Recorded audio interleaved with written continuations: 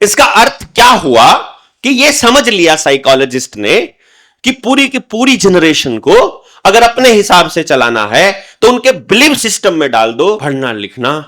बहुत जरूरी है, इसके बिना जीना संभव नहीं, कंपटीशन बहुत है, हमको बहुत मेहनत करनी पड़ेगी, हमको बहुत संघर्ष करना पड़ेगा, हमको बहुत सारे चीजें अचीव करनी है, हमको सबसे आगे निकलना है, हमारा भी कोई अस्तित्व है, हमको अपने आप को साबित करना है, हम किसी से कम नहीं हैं, हमें ये करना है, ये अचीव करना है, जिंदगी के गोल होने चाहिए, वो गोल हमको ऐसे प्राप्त करने हैं, उसके लिए हमें बहुत सारा त्याग करना पड़ेगा, हमको नींद त्यागनी पड़ेगी, परिवार त्यागना पड़ेगा, घर त्यागना पड़ेगा, सेहत त्यागनी पड़ेगी, अच्छी अच्छी चीजें सारी त्यागनी पड़ेगी और गंदगी लेनी पड़ेगी। ये सारा कुछ आपको सिखाया जाता है। ये उस बिलीफ सिस्टम में धीरे धीरे सुनकर आप मान लेते हो। आपके यहां खेती कम कर रहे कौन है? किसान का बेटा खेती वही नहीं कर रहा है जिसको बचपन से किसान ने यह कह दिया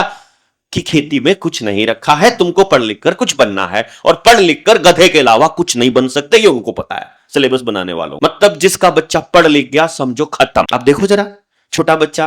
प्राइमरी में जब स्कूल में जाता है तो कई बार मैम की शिकायत हो सकती है, ये टिक कर नहीं बैठता है, ये ऐसे ऐसे सवाल पूछता है, इसको काम कहो तो करता नहीं है, यानी उसकी मस्ती अपनी मर्जी चल रही है। अगर मम्मी ने घर से पढ़ा कर नहीं भेजा है तो मतलब मम्मी ने सारी चीजें सिखा के बैठिया पहले ये करके जा, स्कूल में जा रहा है, उनको बच्चों को सारों को 10 तक काउंटिंग आती है, तेरे को कम से कम 20 तक आनी चाहिए, 100 तक तो आनी चाहिए, पहले से ही सिखा के भेजेगी। ए फॉर एप्पल पहले से आनी चाहिए क्योंकि कंपटीशन का जमाना है। तो वो जो कचरा करना था वो घर में चालू कर दिया पहले ही मम्मी ने। अब जब स्कूल में गया तो थोड़ा सा कचरा वो हो चुका है, बाकी का कचरा उसकी मैम कर देगी क्योंकि वो इसी कचरा एजुकेशन सिस्टम से पल बढ़कर आई है और वो उसको फिर सिखाने लगेगी।